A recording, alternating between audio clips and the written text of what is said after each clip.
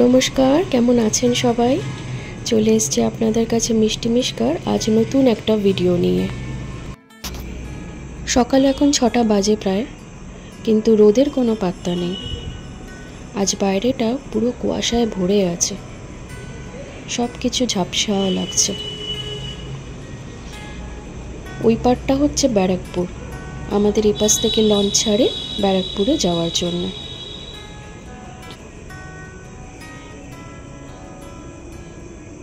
গঙ্গার শেষটা দেখুন, যেন আকাশের সাথে মিশে গেছে একেবারে। আকাশ আর গঙ্গা যেন এক হয়ে গেছে।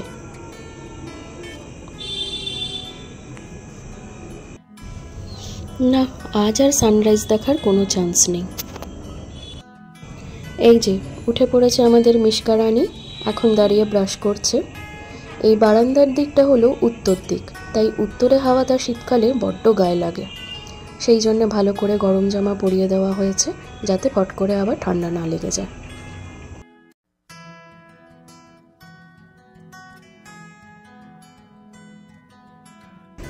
হয়ে গেছে মিশকার ব্রাশ করা, এবার নিয়ে চলে এলাম ওর জন্য একটু গরম দুধ আর বিস্কিট। ক্রিম বিস্কিট দেখলে তো যে কোনো বাচ্চা বেজায় খুশি হয়, তাই মিশকাও খুব খুশি ক্রিম বিস্কিট দেখে।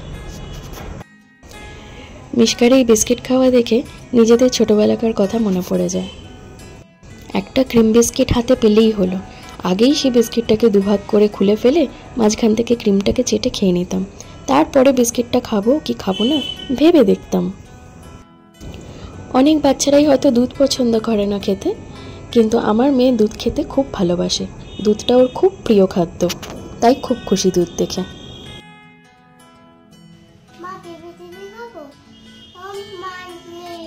Good morning. মা ওইদিকে রান্নাটা দেখছে, আর আমি এদিকে বসে পড়লাম মিশকাকে একটু পড়াতে। ভালো করে পড়াশোনা করলে দিতে হবে আবার একটা কিন্ডার জয়। ওটা কি হাতে? কিন্ডার জয়। কে দিয়েছে? ড্যাডি দিয়েছে। দেখাও, আমাকে দাও। আমায় দাও না প্লিজ। O thank you. আমি খাই? তুমি খাবে? আমার সাথে শেয়ার করবে? হ্যাঁ। ও থ্যাংক ইউ। আমি খুলি তাহলে? আচ্ছা তুমি খোলো না। তুমি পাচ্ছ না?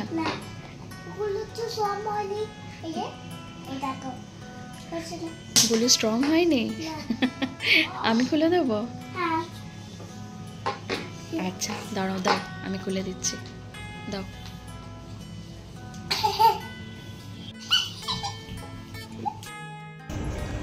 বেলা এখন 11টা বাজে প্রায়। জানলায় এসে পড়েছে এক ফালতি রোদ, তাই এই রসুন তেলটা একটু রোদ্দুরে দিয়ে দিলাম গরম হতে। শীতকালে এই রসুন তেল বাচ্চাদের জন্য খুবই ভালো।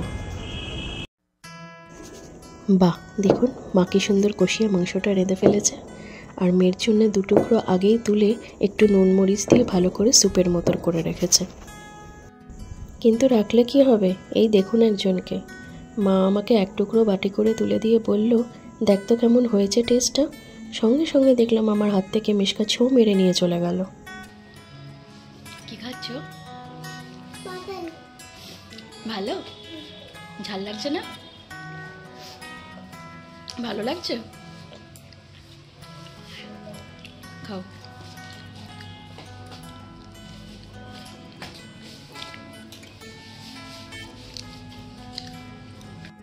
মাকে তাহলে বলেই দিই, টেস্টটা বেশ ভালো হয়েছে। যদিও মা এবেলা ওর জন্য মাছের ঝোল ভাত করেছে, আর রাত্রিবেলা স্টুটা খাবে। মিশকার মধ্যে একটা বেশ ভালো গুণ আছে জানেন, ওর কাছে কখনো হেল্প চাইতে হয় না। ও নিজে হতেই সবসময় যে কোনো কাজে এগিয়ে এসে হেল্প করার চেষ্টা করে। এখানে একটু জল পড়ে গিয়েছিল, দেখুন নিজেই কেমন মপটা নিয়ে এসে পুঁতছে। বাড়ির এরকম অনেক ছোটোখাটো কাজে ও আমাকে নিজে হতেই এসে হেল্প করে দেয়। গিজারটা চালিয়ে দাও তো মাম্মি। Thank you. বাচ্চাদেরকে বাড়ির ছোট ছোট কাজে ইনভলভ করাটা অ্যাকচুয়ালি খুব দরকার, তাতে ওরা ছোটোবেলা থেকে কাজগুলো শিখেও যায় আর আস্তে আস্তে সেলফ সাফিসিয়েন্ট হয়ে ওঠে। তবে হ্যাঁ, ওদের কাজটাকে অ্যাপ্রিসিয়েট করে থ্যাঙ্কস জানাতে ভুলবেন না কিন্তু। তাতে ওরা মোটিভেটেডও থাকে আর ওদের সেলফ কনফিডেন্সটাও বাড়ে।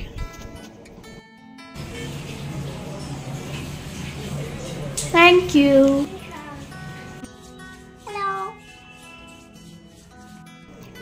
এই যে বসে পড়েছি এবার ওকে তেল মাখাতে। এই ছোট্ট ছোট্ট হাত পাগুলো দিয়ে আজকেও আমাকে অনেক হেল্প করে দিয়েছে। এবার একটু এগুলোর যত্ন না নিলে হয়।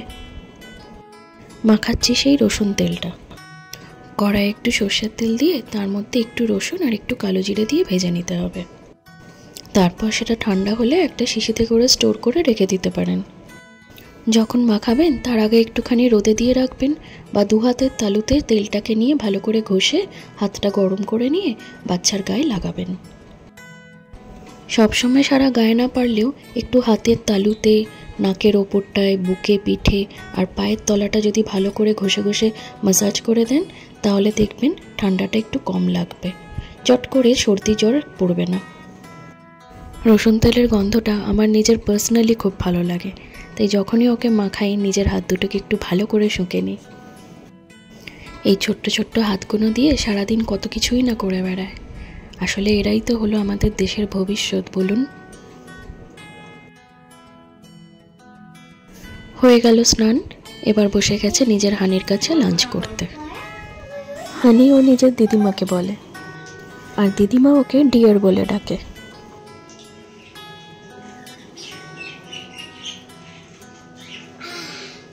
হ্যালো, চিবিয়ে চিবিয়ে খাও, গিলে ফেলো না। হ্যাঁ, দাঁতে করে চিবো, চিবিয়ে চিবিয়ে খাও। কি খাচ্ছ তুমি? ভাতু। আর কি খাচ্ছ? আলু আর ফিশ। আচ্ছা, ভালো খেতে। ও কি বড় বড় চোখ কেন? ঝাল ঝাল লেগেছে? ঝাল তো দিইনি বাবু, ঝাল তো দিইনি। এতক্ষণ খেলে ঝাল লাগলো না, এখন ঝাল লাগছে। এটা একটু দুষ্টু, যদি আর না খেতে হয়।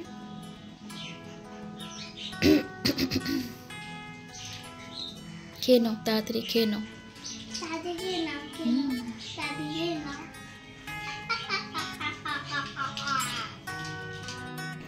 মিশকা তাহলে লাঞ্চ করুক, আমি যাই গিয়ে স্নানটা সেরে আসি। দুপুরে স্নান খাওয়া সব সেরে বেরিয়ে পড়েছি আজ একটু কলকাতার উদ্দেশ্যে। আজ আসলে মিশকার একটা ভ্যাকসিন আছে, তাই একটু কলকাতা যেতে হবে। পৌঁছতে এখন ঘন্টাখানেক মতো লাগবে। মিশকা তো অলরেডি ভাত ঘুম দিচ্ছে আর আমি আর মা একটু গল্প করতে করতে চলে যাই। হয়ে গেছে ভ্যাকসিনটা দেওয়া। আজ একটু কান্নাকাটি করলো বটে, তাই ডক্টর ওকে দিয়েছে এই স্টিকারটা আর কালার বক্সটা চিলড্রেন্স ডে উপলক্ষে। মেডিকেল সেন্টারটার মধ্যে ভিডিও কল অ্যালাউ নয় তো, তাই আপনাদেরকে ভেতরে ছবিগুলো দেখাতে পারলাম না। সেন্টারটার অপোজিটেই আছে একটা বাচ্চাদের সাফারি পার্ক। নিয়ে চলে এলাম মিশকাকে আজকে একটু এখানে। বেশ বড় পার্ক এটা, প্রচুর বাচ্চা চারিদিকে। এখানে আসতেই ম্যাজিকের মতো ওর কান্না ব্যথা সব উধাও হয়ে গেল। এখন খুব এনজয় করছে। আসলে আজকালকার দিনে মাল্টিপ্লেক্স আর হাই রাইজ বিল্ডিং এত বেড়ে গেছে যে বাচ্চাদের খেলার মাঠ বা পার্ক বলতে আর সেরকম কিছু নেই। সব জায়গায় তো অ্যাভেলেবেল থাকেই না। ছোটোবেলায় মনে আছে বিকেল হলেই বাড়ির পাশে মাঠটায় আর নয়তো যদি কোনো পার্ক থাকতো সেখানে ছুটতে চলে যাওয়ার জন্য মনটা ছুকছুক করতো। বন্ধুরা সব অপেক্ষা করতো কতক্ষণে সবাই মিলে গিয়ে বেশ হই হই করে খেলবো। কিন্তু আজকালকার বাচ্চারা তো সবসময় সেই সুযোগটা পায় না। বেশিরভাগ সময়তেই নয় কম্পিউটারে গেম খেলে আর নয়তো টিভিতে কার্টুন দেখে কাটায়। সবাইকার বাড়িতে তো দাদু ঠাম্মারা থাকেন না আর মা বাবারা কাজে ব্যস্ত থাকেন। এমনকি পড়াশোনাও আজকাল মাঝে মাঝে অনলাইনে হয়। যেদিন যেদিন স্কুলগুলো কোনো কারণে বন্ধ থাকে সেদিনকে আবার অনলাইনে ট্যাব চালিয়ে ক্লাস করে। এই করতে করতেই স্ক্রিন টাইমটা বেড়ে যায়।